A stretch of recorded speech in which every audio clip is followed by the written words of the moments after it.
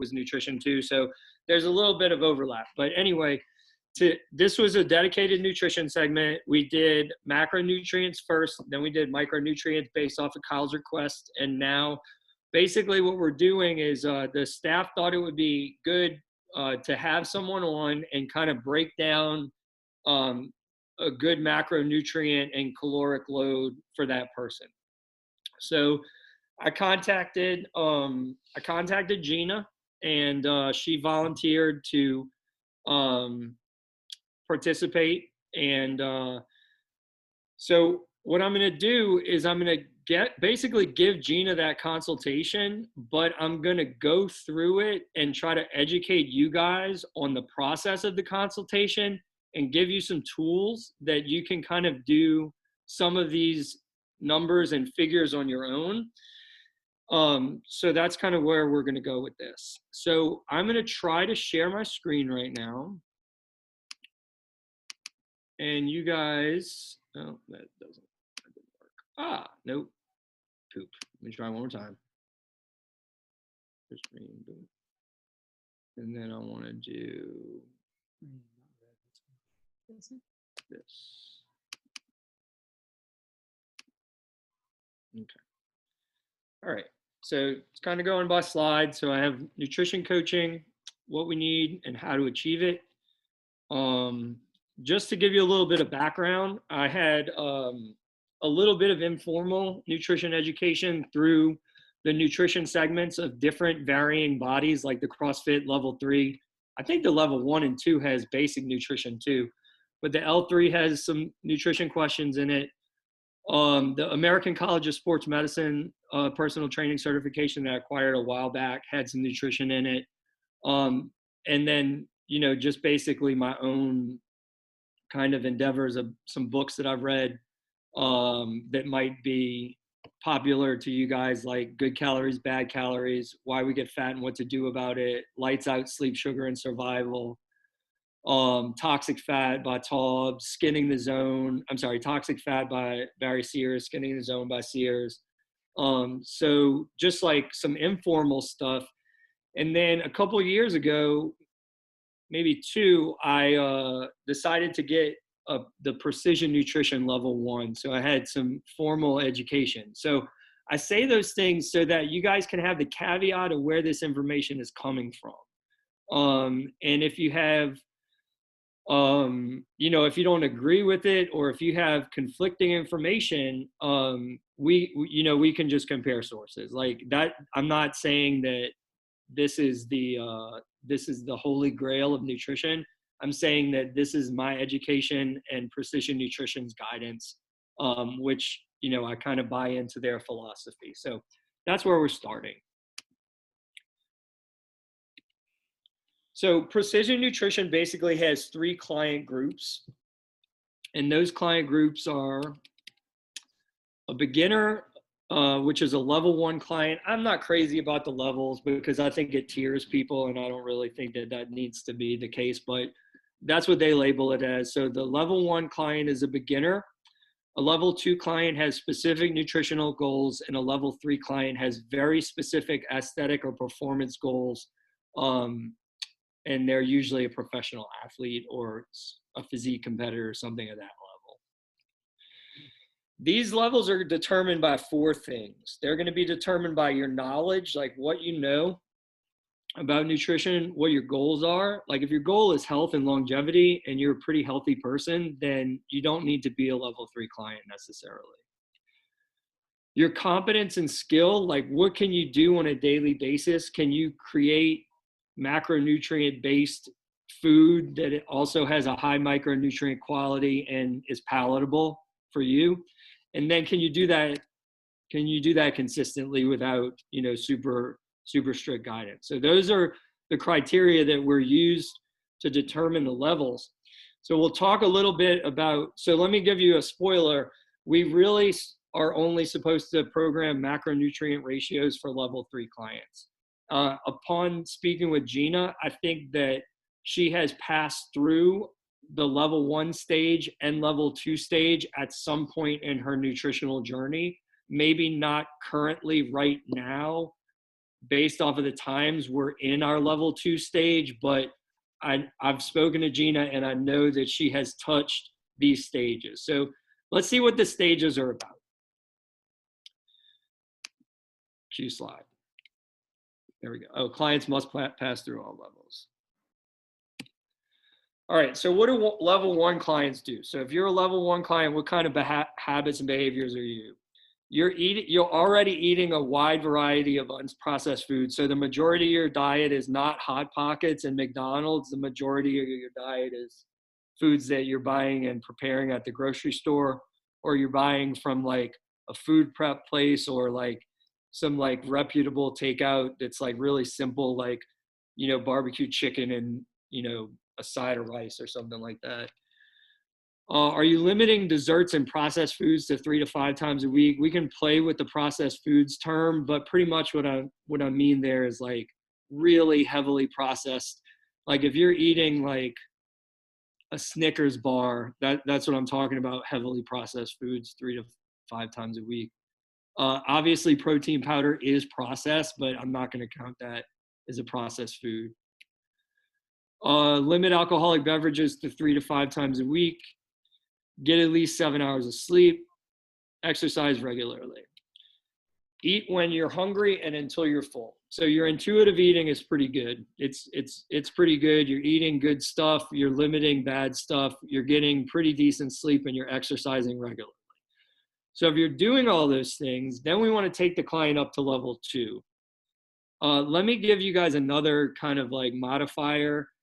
The quarantine time is a really difficult time to try to put yourself in one of these groups. So like give yourself a little bit of slack with some of these numbers. Like, hey, I feel like I'm doing all these things, but I'm only getting 6 hours of sleep a night because I'm running around crazy trying to homeschool my kids. Then like, that's okay. Like this is just different times right now.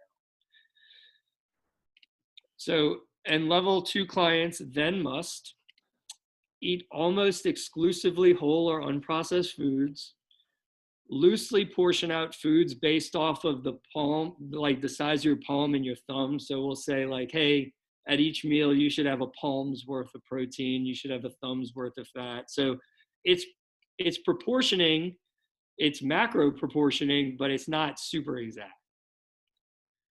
You're including carbohydrates around activity time. So Molly touched on this when she was talking about the different drinks that we sell at the gym for workout recovery, and she was focusing on the specificity of electrolytes, and she talked about the different caloric content and sugar content in the beverages that we sell. And basically this is saying that around exercise time is the time to include carbohydrates. And then only 1 to 2 desserts or processed foods, only 1 to 2 alcohol. I put week in all caps because I didn't want anybody to get confused that I meant day there for a level 2 client. Exercise simply such that proper nutrition is necessary for recovery. So a lot of our CrossFitters are exercising at this level, I believe, especially if you're doing 6+ classes a week, multiple classes a day. So who's at level 3 then? So professional athletes are physique competitors that have been through all the levels and need to tweak exact proportions, nutrient timing, micronutrient and macronutrient, or macronutrient ratio, micronutrient timing. These athletes don't eat dessert, they don't drink, they don't sleep 8+ hours a night, they eat whole unprocessed foods that have been specifically portioned, and they eat at specific times. So this is like someone is feeding you exactly what you need when you need it. And they have gotten a full allergy. So they also have usually gotten blood work and food intolerance tests done if they're at this level, to make sure that the foods that they do choose to fit their macronutrient ratios are not causing gut irritability or like allergy or an allergic reaction or any of that sort of stuff. And these diets are not meant to be sustainable. And I say I'm talking about the Precision Nutrition text. we do not advocate trying to stay on a weighing and measuring program for your entire life.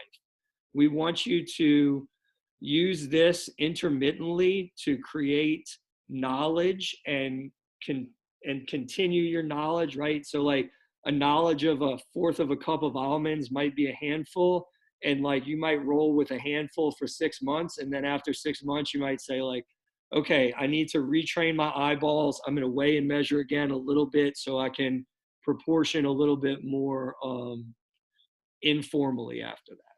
But they're not meant to be sustainable, especially like, you know, all of the 1 through 3 bullet points of the level 3, you know, most human adults, even professional athletes, are off of this when they go off season, probably, if they're not trying to do like a specific weight gain or weight drop. So where do we start? So I'm going to determine where the client is starting, which I did with Gina.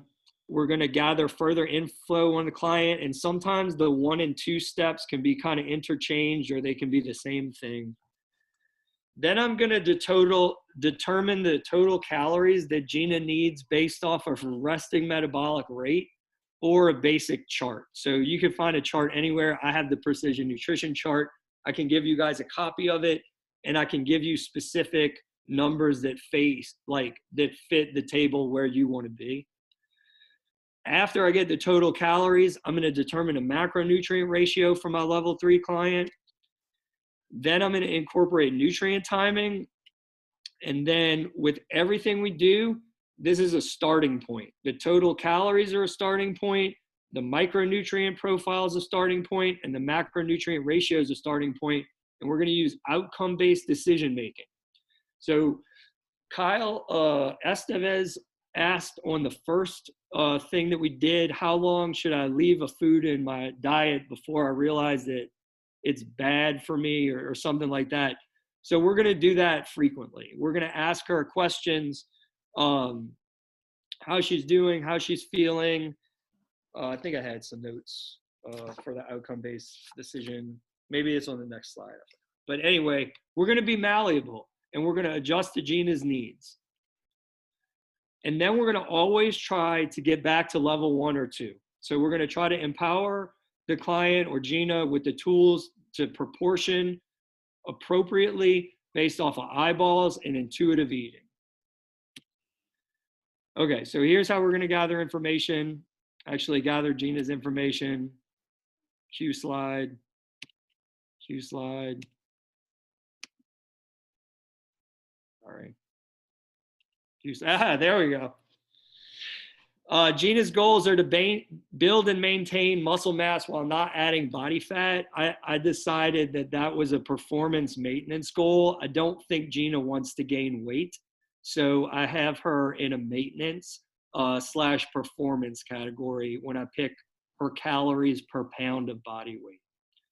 I know her height and weight.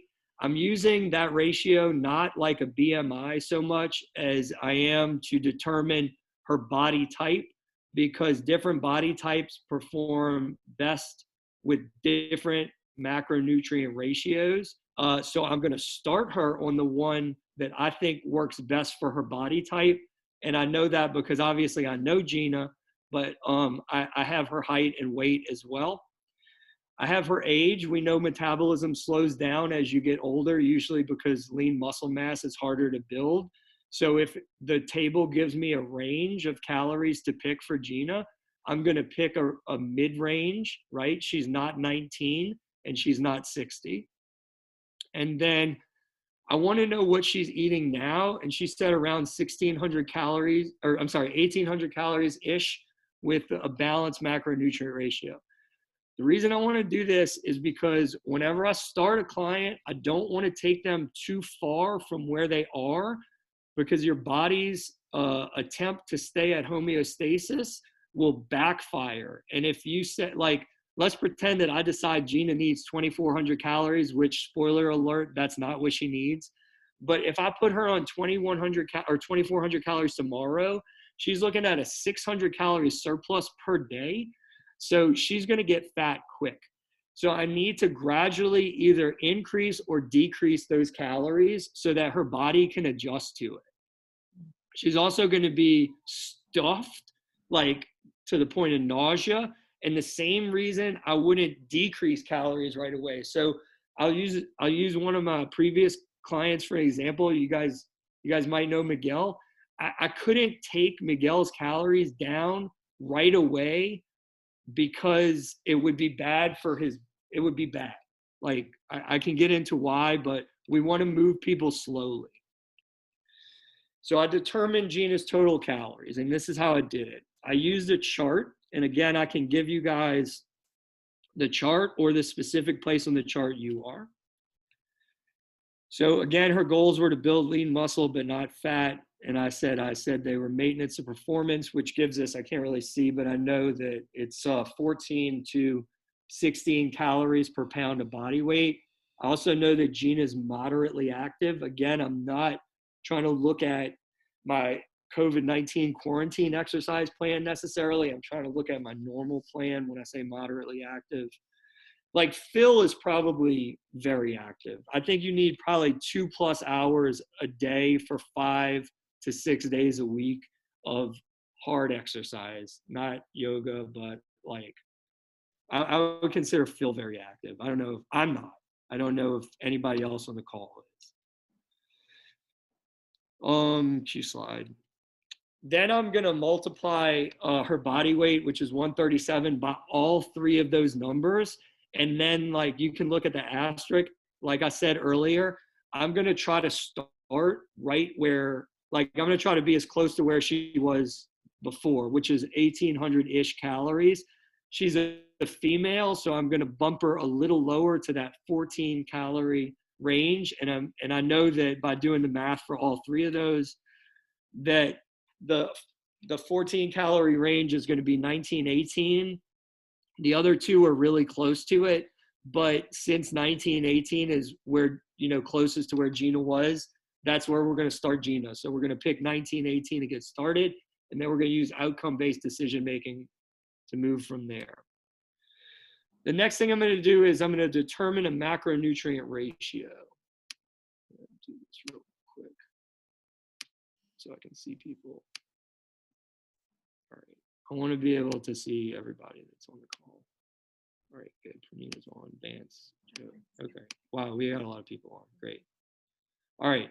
So if you guys want to ask questions, I think you can type questions in the text box right now. So now I'm going to determine Gina's macronutrient ratio. Oops. Here we go. They're going to be based off of her body type and her goals. We said that I think she's a mesomorph, so she's a middle type body type. I don't think she's overly lean with narrow shoulders, and I don't think she's, broader with broad shoulders and obviously hips too for a woman. So I think she's probably in the middle, and her goals are performance. So the best ratio for a mesomorph for performance really to start is going to be that 40-30, that zone, where is it? That 40-30-30, right? So that's going to be my best starting point. Now, like I said, I might tweak this depending on how Gina's feeling and what's going on with her results. Oops. Okay, so after I determine that we're going to do 40-30-30, I'm going to take her total calories and I'm going to multiply it by 0.4 to get her carb calories. And then I'm going to multiply it by 0.3 to get her fat calories and her protein calories. So the 0.4 is going to give me 40% of 1918, and the 0.3 is going to give me 30% of that. So that tells me that she needs roughly, I did some rounding here. She needs 767 calories of carbohydrates, 575 of protein and fat. But when I break that down to grams, I need to divide the carbs and protein by 4 and the fat by 9, because there's 9 calories in a fat gram and there's only 4 in protein and carbs. That's actually not 100% correct. There's a little bit more than that, but the thermogenic effect of food makes it process like 9, 4, and 4. So I have 192 grams of carbohydrates for Gina. I have 142 grams of protein, and I have 64 grams of fat. So this is where I'm going to start Gina. And I'm going to ask her questions and stuff as she goes on. But usually clients will say, hey, that looks like a lot. Or, hey, that's not enough fat. Or, hey, that's too much protein. Or, hey, this and that. So now I'm going to ask Gina, what does that look like compared to stuff that you have done in the past? It's definitely more protein than I've ever eaten when I've counted macros. But I like the carbs and fat. You said you were pretty close to this protein. You said you were up to like 132 before. Is that right? Yeah, actually, I think that I may have even done 135 before. Okay. And that it's a struggle. It is, right? It's a struggle. So I would try to ask the athlete to start here. I would try to find ways to help her overcome limitations. So if she said, hey, I have this limitation that I don't get to eat lunch because I'm commuting a bunch back and forth to Baton Rouge, then I would work with the client to develop some meal prep plans and let the client know, if you're on this call and you know who you are, I would let the client know like what good stuff is to eat, and I would try to be available for the client to reach me if they're faced with a this or that decision. So I would try to start her there, but yeah, it's a lot of protein. It's not a lot more than she has been at her highest, so I probably wouldn't make an adjustment. I would ask Gina to give it a try for a week. But what's going to happen if I start needing to make adjustments in this? I want to try to keep caloric ratios the same. I want to try to keep total calories the same, and I want to start messing around with the ratios. I will say this: higher fat, lower carbs is generally going to create a leaner athlete.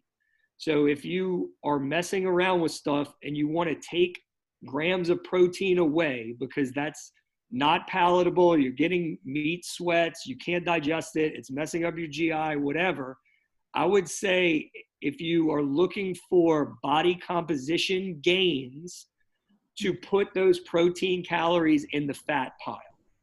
If you are looking for performance gains, put the protein calories in the carb pile, with this caveat: if you start bonking on long training sessions or long individual pieces like a 10K run or something, your body's not oxidizing fat great or doesn't have enough to oxidize. So I would say up the fat in that specific case. But if you're like, hey, look, I'm doing these CrossFit workouts, I feel energetic, I want to get stronger, I want to push my performance as good as I can go, and 142 grams of protein is too much, but I can do 132, then take 10 grams of protein and put it on carbs. If it's the other way, then take, that amount of calories of protein and put it on, not 10 grams of protein, 30 calories of protein, give it 30 calories of carbs, and put those grams, appropriate those grams the way that they should be.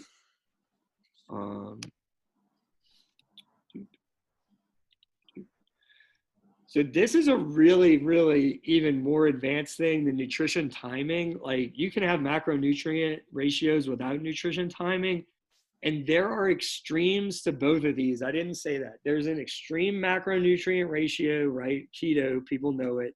And there's extreme nutrient timing, intermittent fasting, or fasting, just like fasting in general. So those two things are extreme individualized cases that are not going to necessarily apply to these rules. So when I talk about nutrient timing, I'm not talking about fasting. And when I talk about proper macronutrient ratios, I'm not talking about ketogenic diets. So I'm going to set balanced caloric meals for the day. So if Gina's eating 3 meals a day, she's eating 640 calories a meal. If she's eating 4 meals a day, she's eating 480. And then you can see if she's eating 5 meals a day, it goes down. So for nutrient timing, I'm going to try to shift her carbohydrate calories to meals preceding and following training times. So this is where that 40, 30, 30 ziffers, sorry, I'm putting two words together, differs from the zone a little bit. The zone would have you eat 40, 30, 30 meals and snacks throughout the day. You have to have 40, 30, 30 at breakfast, at lunch, at snack, and at dinner. This nutrient timing is going to be a little bit different. You might find that, well, you're going to find that more of your carbohydrates are in the meals preceding and following training. So I've said 640 calories in a normal meal means that she has 256 of those from carbs. We're dividing that by 4 because there's 4 calories per gram. And I'm gonna get 64 calories of carbohydrates in each meal. So that would be her base meal and 21 grams of fat. So what she would do is around training time, she would decrease fat and increase carbohydrate. But if she takes fat from her, like her lunch meal, which is post-training, then she needs to add it in dinner. Or if she adds carbs to dinner, if she adds carbs to her lunch meal, which is post-training, then she's going to take those carbs away from dinner so that her total caloric load isn't changed. So nutrient timing is just shifting your macronutrient ratio based off of the training time. Then finally, we're going to use step 5 and step 6, outcome-based decision, and return to L2 or L1. I think I have some outcome-based decision questions for people. I forget if they're on the slide, but we'll find it. All right, so irritability. Is the food bothering her gut or is it bothering her mood? Like, we want to know that quick. You'll know that fast. If you haven't broken an irritability in like 10 days, the diet's probably not working for you. Sometimes people who go to keto might last 2 weeks with headaches and stuff, but 10 days is a good rule of thumb. If it induces vomit upon eating it, then don't eat. Body composition. How do you feel like you look in the mirror? How are your clothes fitting? If you have access to composition measurements regularly, go for it. We know that scales that pump, an electric current through you are not the most accurate. Sometimes the theory of as long as I measure incorrectly consistently, is okay, but keep in mind that those things have a lot to do with your hydration levels. Or is she gaining or losing weight quickly? That is adverse to the goals, right? So if her goal is weight gain and she's losing weight quickly, obviously we want to figure that out. Does she have a lack of energy? Does she have irregular sleep patterns? If you're overtraining and under eating by volume, you are going to be exhausted all the time. If you are overtraining and under eating with the improper ratio of macronutrients and you're overtraining by intensity, you are not going to be able to sleep. It's going to be weird. It's different. Both are bad. Performance, are your numbers going down, right? We do a lot of things that we have tangible numbers. Like we did a front squat cycle for 6 weeks. If your front squat went down and you're trying to get strong, the diet didn't work. You could go as far as to get blood work. Hey, look, my HDL's up, my triglycerides are down. Effing awesome. Like whatever we're doing is working. And then, are you hitting your goals? So if your goal is specifically to gain weight, are you gaining weight? Are you gaining it the right way? And are all of the other things in our checklist happening? I'm gaining weight. My blood work is good. My performance is good. My sleep is good. I have energy. My body comp is good with the weight gain. I've only gained a little bit of fat or no fat. And my digest, I feel good. I'm regular, whatever. Like I have no sort of issues there. The adjustments should be made to calories. So the ratio to the timing last, probably, I would say the total calories and the ratio, that would be where our adjustments are first. But then I wrote quality and I underlined and I put it in bold. And I want to revert back to one of Kyle's questions from the previous one. He basically was asking me what's more important.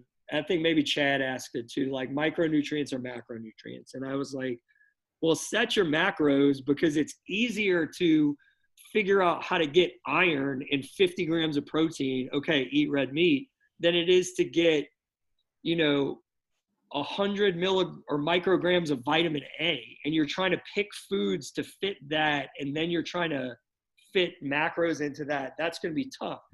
However, if you go back to the level 1 slide, it's eat quality food. Like, that is the first thing we're getting our clients to do. And then once they're there, everything else can be built off of that. So always return back to food quality. All right, so before we talk a little bit more with Gina and open the floor for questions, I have this is a quote. This is me, right? I said this quote. I don't know if I stole part of it from someone or if I made it all up myself, but it says, you can zone McDonald's or you can eat 1,000 bananas a day. So what the quote is supposed to mean is that I can program the right macronutrient ratios, and I can program the right caloric load, and I can eat crappy processed food. Or I can eat a food that is okay on the Whole30, which is the strictest, right? Or Whole30 raw is the strictest food limiting list there is, and a banana's on it, right? I can have a banana. And if I eat 1,000 bananas a day, it will be 30,000 calories, and it will be, I don't know, somewhere in the neighborhood of like 10,000 grams of carbs. So both of those are bad, right? And I think that the purpose of this is that these two things work synergistically. What we eat and how much are together, and they are both equally important. And that's why I think some dogmatic diets are not great, because people want to know what they can either eat unlimited amounts of, or like, as long as it stays in my macros, it's okay. Like, I'll give you guys a little bit of anecdotal evidence. Like, I used to straight do macro recoveries of a protein shake with water and a district donut, and it fit the macros. I cannot, like, and I'd feel like garbage. Frankie's laughing. I straight would feel like garbage. Like, the difference in the calories of a district donut, and I'll even take something that isn't super like necessarily clean, but I'll drink Gatorade post-workout, and the difference in having a district donut and a Gatorade is night and day. Oh wait, we got some chats. How much does your program change if the person is a vegetarian, vegan specifically? Good question. Not much at all. So I think that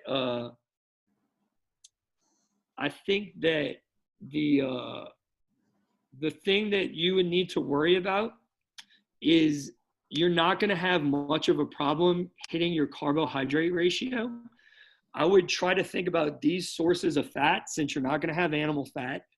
Think about coconut oil, olive oil, and avocado as fat. Like, those are important pieces of fat. And your best protein profile is going to be a 70-30 rice pea protein split. So a lot of protein supplements for vegetarians now are better, right? They are better than just like straight blanket soy. They are that rice pea split. And I think that I would just keep in mind that you would probably have to supplement a little bit more to hit your protein needs. And, obviously use the tools that I just mentioned for fat, but I would not change the macronutrient ratio. That's a really great question. Do people have other questions? Jeff, you can unmute everybody. That's kind of what, or I can, I guess. That was kind of the bulk of my presentation and how I worked with.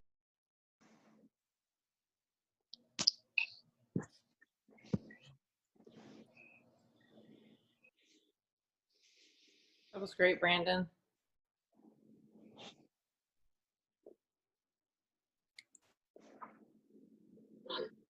That's it. No one has it.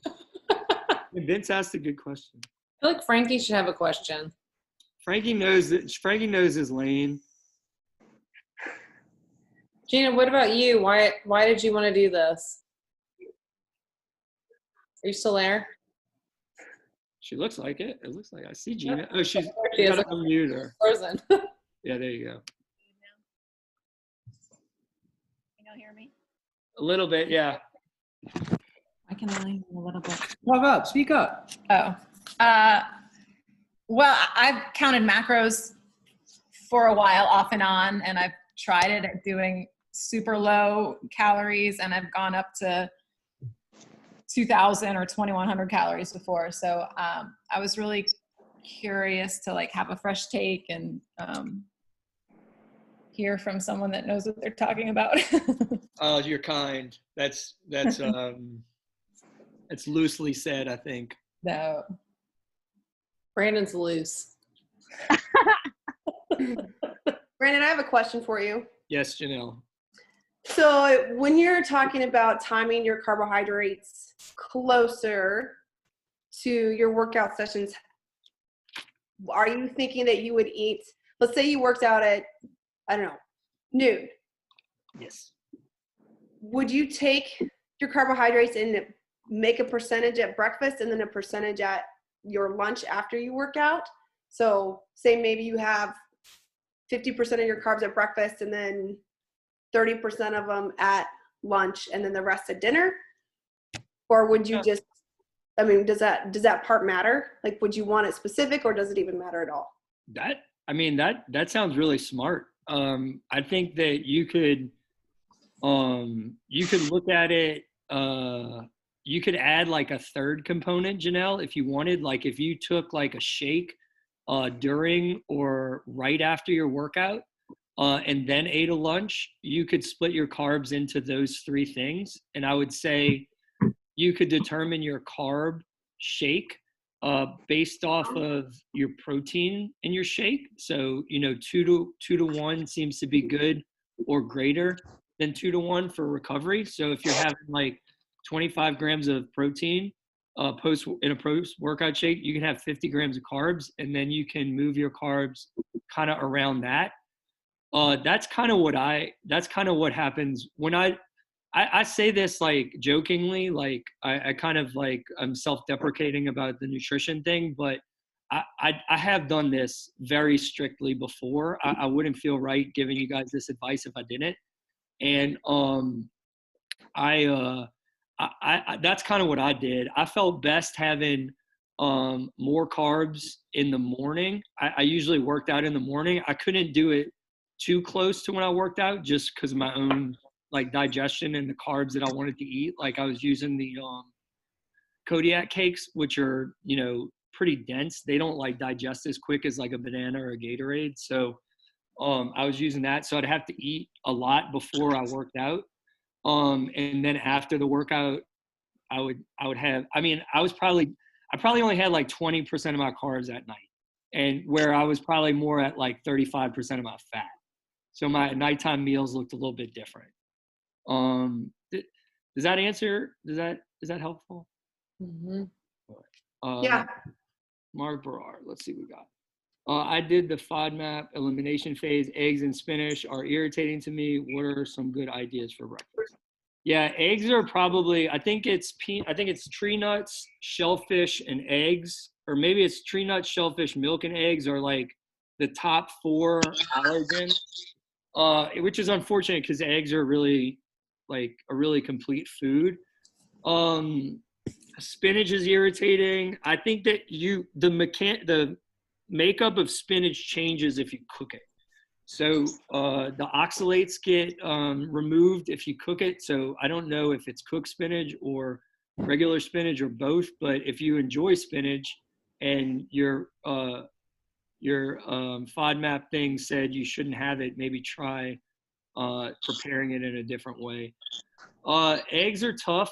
I think you have to have some, please don't shoot me vegans, but if you don't have eggs, you really probably should have meat at breakfast, some sort of meat.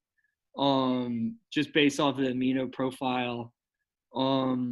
Like different cuts of bacon, like you can get uncured bacon like so easily. You know, leaner cuts of sausage, turkey sausage, chicken sausage. I love turkey sausage in the morning. It's so good. Yeah, and it's about what's palatable, right? Like you don't want to force yourself to eat stuff that you don't like. Let's see, Mark. Yeah, bacon, turkey sausage. You know, ham is actually a pretty lean meat. If you get like a pretty unprocessed, you know, like maybe like the boar's head ham or some sort of like minimally processed deli meat ham, ham's good. Yeah, I hope that was helpful, Mark, as far as what, you know, if you have an allergy, what food would be good. We got anything else? George, you want to say something? It looks like you're about. No? Rachel? No. Oh, I could have a million questions. You can ask one or some of them. I have a lot of friends who are like figure competitors, and they swear by eating like the same thing every day. Yes. You know, like what's your thoughts on that?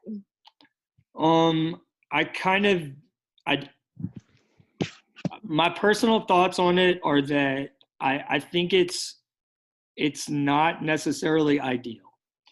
I think that it's convenient, and I think that when you're food prepping and you're a real person and have a real life and real things to take care of, it could be something, you know, that helps you get through it. During a cutting phase or a prepping phase of a physique competitor, they give zero shits about their micronutrient profile. So, like, I think that those things can work, like eating the same thing over and over and over again can work for like even as long as maybe a 10-week prep cycle. But further than that, you're probably going to limit your micronutrient profile by limiting the amount of foods that you eat, right? Like we had a car driver who was also a physique competitor when we were in Disney a couple months ago, and he was like, he ate the same thing for the first 2 meals of the day, the same thing for the second 2 meals of the day for 8 weeks in a row. Like it just, there's no way that can be good. If you have a staple and you like it, yeah, I mean, put it in there. But like, I think that's kind of a means to an end for what those people who are so disciplined and work so unbelievably hard with their diet do to prep for what they need to prep for. Is that helpful? Yeah, I mean, so I kind of have a few of the same like go-tos when I'm at work because I'm working and I'm physically moving all day and I don't have a lot of time to eat. So Yeah. I kind of spread lunch out maybe through like a couple of hours sometimes. Like I'll munch on, but like my go-tos are usually like a protein shake because I can drag it around with me and customers don't think it's awkward for me to drink a shake in front of them. But like I'll do like vegetables where I can just munch on carrots or, you know, broccoli or cauliflower, stuff like that. Or I do like peanut butter sandwich, but I cut it in like little squares where I can eat like a square at a time. So I'll say but two it's things. never like I sit down and eat a meal for lunch. So number one, whenever you're faced with a choice to eat less favorable calories or no calories at all, you eat the less favorable calories because your car will run on ethanol. It won't be great. It won't run fantastic, but it will still get you from point A to point B. So if you're like, I could eat this bag of Doritos or I'm not going to eat for 18 hours and you're not in a fast, eat the Doritos. That's going to be the quote from this whole nutrition thing. Eat the fucking Doritos. But what you just described to me is variety. Is variety that is more extensive than the hypothetical example of the bodybuilder that I gave. So I think you're going to do okay. Which kind? I like the purple ones, but they make my stomach hurt after a while. Some of them make your chip- breath smell horrible. Sorry. Well, now I know that now going back to, I'll go back to class and I won't eat the Doritos in front of them. Just in general, not yours in particular. Soy-based or plant-based protein product. Okay. So, all right. So, Mark, to confirm, an ectomorph macro ratio is 55 carbs, 25 protein, 25 fat. That's probably close to what I would put you on, Mark, but I would probably up your fat a little bit. Let me see exactly what my book said. Yeah. So Mark, that's 105%. So the fat would actually be 20%. And I think that if I were you, I would drop my carbs to 50 and I would leave the fat at 25. And because I know that we've been working together, I would even maybe drop carbs to 45 and think about bumping your protein up for the recovery from the exercises that I'm making you do right now. So something to think about. What are your thoughts on soy-based or plant-based products as a substitute for meat-based protein? My thoughts are that you should have a rice-pea combination and that you should avoid soy-based protein at all costs. I don't like being dogmatic about it, and I'll revert back to my comment of eat something over nothing. And if soy is something and nothing is nothing, then eat the soy. But I think that we have enough good alternatives now that we don't necessarily need to eat soy in order to get what we need to get. It's not my favorite. And I could talk about why, but it would be an entire separate nutritional, it would just be me ranting about soy pretty much.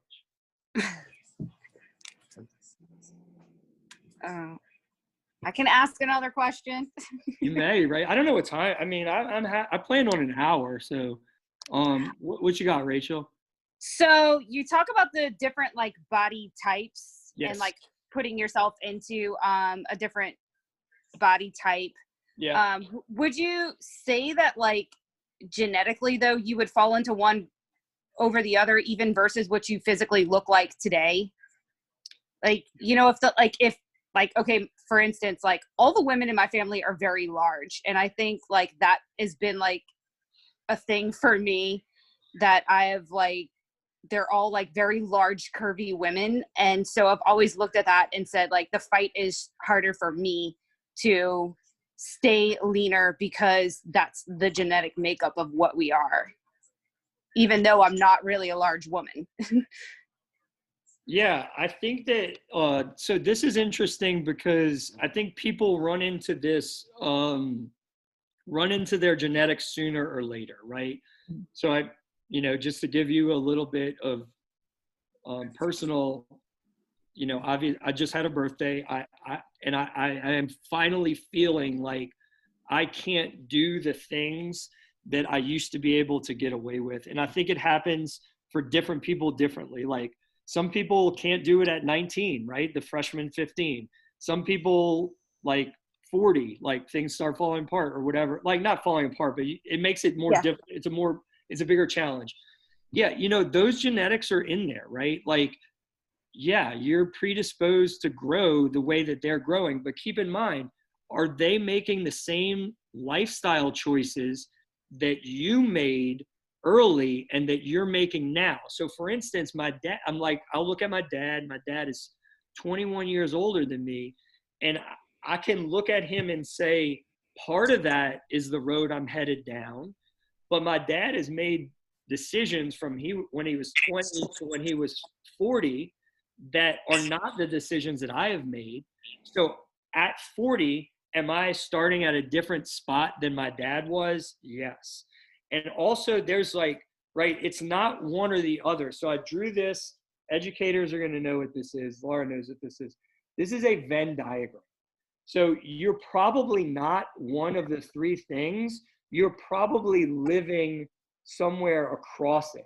And if right in the middle of this meso ratio is that 40-30-30, if you are a little bit to the left or the right, I don't know if I don't know, we're backwards. I don't chastise me in the directions, but if you're a little bit to one side or the other of that, your ratio is going to be a little bit different, right? So I think that sometimes it's dangerous to label ourselves as like an ectomorph and a mesomorph or an endomorph, right? Because we can get kind of pigeonholed in that and we stick to that. And like, so I'll use Mark as an example. Like Mark asked the question about I think Mark's an ectomorph basically, but he's a strong ectomorph. And like, he's an ectomorph that is holding on to some muscle and is able to build muscle. So I would move his ratio closer to the mesomorph ratio because I think he's that type of ectomorph. If that's how, I hope that information is helpful, Rachel. Yeah, because I think you look and you feel like what you are today, but then like I was saying, you know, like there's this strong, you know, genetic force that, and I guess I'm dealing with it a little bit with like my 15-year-old too, you know, because it's like they hit puberty and then all of a sudden she's like, Mom, I'm fat. And I'm like, no, it's kind of like kids go through that at your age, you know? And so trying to promote like healthy body image and stuff to her too, that it's like, it's okay to have some of those things. And this is kind of our body type, but also this is the age where you need to start watching what you're eating too. Like you can't just eat everything in sight, you know? Yeah, it's, you know, I'm not going to pretend to be able to empathize with a parent of a 15-year-old girl. Because I just think that there are challenges and there are obstacles that you guys will run into that I am not equipped to be able to answer. And I'm not talking about the math and the nuts and bolts. I'm talking about more of the emotional response, which is extremely important. And I think that so for me, like I did not have I know it's weird for a male, but I didn't have a positive body image around 12 or 13. I don't know if a lot of it had to do with puberty, but I was heavier than I wanted to be. And I actually had a really good role model. Like my mom was a really good body image role model, and she dieted appropriately and she used different things like Atkins and physical activity to achieve the things that she wanted without, in my opinion, being irresponsible about it. So I was there and I had a really good model. So without being able to empathize, I think that the best thing you can do is you can model that behavior, and you can, you know, empathize with her and say like, this is kind of what happens. And you can show her pictures of when you were 15 and when you were 16 and 17 and 18 to see how she can grow. And you can say, you know, you just want to promote health right now. And mental health is part of that. And a healthy body image is part of that too. And I think that a healthy body image needs to coincide with either a healthy body or health, like striving to get a healthy body. So you should feel good in your skin and you should try to be healthy at the same time. Yeah, 100%. I agree with that. Any other questions? No? All right, y'all. This was the highlight of my day, calorie intake for non-training days. Mark asked the calorie intake for non-training days. It can differ, right? If you have very intense exercising, it can differ, but it's just another more complicated level of nutrient timing. And it would mean that your weekly caloric load probably shouldn't change. So if you want to do some sort of carbohydrate cycling or intermittent fasting or something like that, then your non-training days if they have fewer calories or fewer carbohydrates or whatever you're taking away from them, your training days should have more of those things.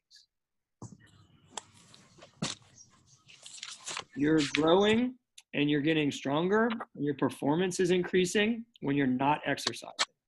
So if you're starving yourself totally, like on non-training days, then you're not doing yourself any good.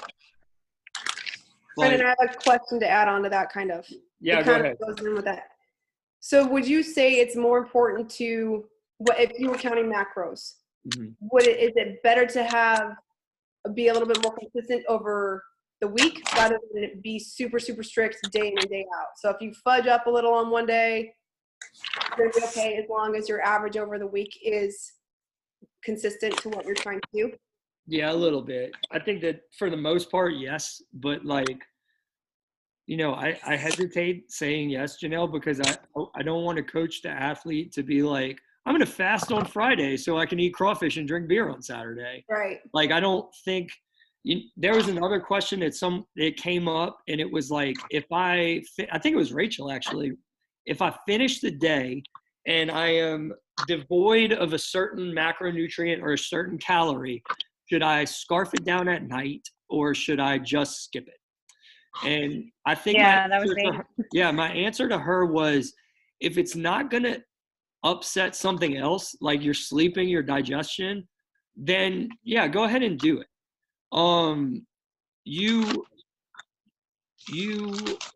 It's a fluid process. Like, it's not a daily process. It's not a weekly process, but the longer you go abstaining from what your body wants, initially your body is going to respond actually super favorably for a short period of time.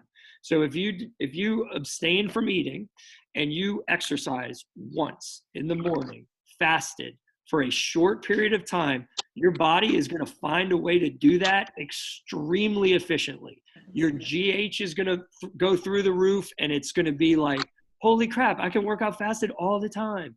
But it's not something that can be maintained. So I bring that back to your question about eating. And I think, yeah, like, you know, if you came off of a non-training Friday and you had fewer calories and you were going into Saturday and Rory had a birthday party and you wanted to eat a couple pieces of cake, that fits. And I think that makes sense and works there. Like, hey, you know what? I worked out super hard this morning. I have a little bit of room for some extra carbs. I was down some carbs on Friday. I'm going to have a piece of birthday cake and a little bit of ice cream with it. That works. But just be careful of the hypothetical that I said previously about the person that's trying to fast on Friday so they can drink beer and go to a tailgate on Saturday. Now, I have had a client who's like, you know what? I know I'm going to eat a meal that is heavy in carbs and I'm going to eat it late at night. Should I not eat during the day? I don't say don't eat during the day. I say, you know what? Maybe then don't have a lot of carbs during the day. Like, make sure you're eating protein, you're getting calories in a little bit. But if you know you're going to have 400 grams of carbs in the evening, and your 4-day or your 4-meal plan says you can have 100 grams of carbs at each meal, then yeah, maybe go 50-50-50 through the first meal so that, you know, I don't know if that really answered the question a little. So like, yes and no, like to an extent. No, I know what you're saying. Yeah. Does the timing of your last meal snack at night matter? Yeah, a little bit, George. Probably mostly for just digestion purposes. Like, if you eat right before bed, it's going to be more likely to be irritable and more likely to disrupt your REM sleep. If you eat, you know, an hour before bed, you're going to have your little insulin spike and crash, which is probably going to help you go to sleep, and you'll be on your way to digestion at that point, and your body can kind of think about the things it needs to do to sleep. So I would say, yeah, it matters a little bit, George. I worked with, you know, one of my clients who's on the call. We talked about working out late in the evening and I was like, you should try to get something in before bed. Carbohydrates empty the stomach first, so they're the most digestible, and then protein, and then fat. So if you drink a Gatorade, which is a super quick digestible carbohydrate, you can drink it and digest it quick, and you have a quick digesting protein like whey post workout, 90 minutes before bed, you're still able to get some calories in to recover, and you're not screwing up your digestion as it pertains to like entering your sleep time. Does that help answer your question, George? So if you go to like a 7:30 class, like, yeah, eat something. But if you're like 4 minutes, like if you're like kind of falling asleep, I think of my friends in college that are like falling asleep with the chips in their mouth, like that's a no-go. My friends as adults too, like that I can think of. I have friends that are different. Different. Does anybody else have any more? I think we're close to our hour. I mean, I don't mind hanging out. I think we're at 5:05. If you guys have more questions, you can send me direct messages. I'm happy to answer questions. Like, I think during this time, I want to be super available for everybody as much as possible. And maybe that means like providing a service that maybe was like a little bit more exclusive. That being said, if it's like a full panel of questions and you really want me to do this for you, best way to contact me, email or direct message on Facebook, or I think my phone number might be on the CrossFit NOLA website too. Text is good. If you call and it's a number I don't recognize, I'm not going to answer it. So leave a message and then I will. A lot of people have my number. But yeah, like I want to help. So if you have like, 5 freebie questions, go for it. But if you're like, I want you to do what you did with Gina and sit down with me for a full hour, then like, let's talk about some of the services that we offer as a gym for you guys. So anyway, yeah, I hope that was helpful.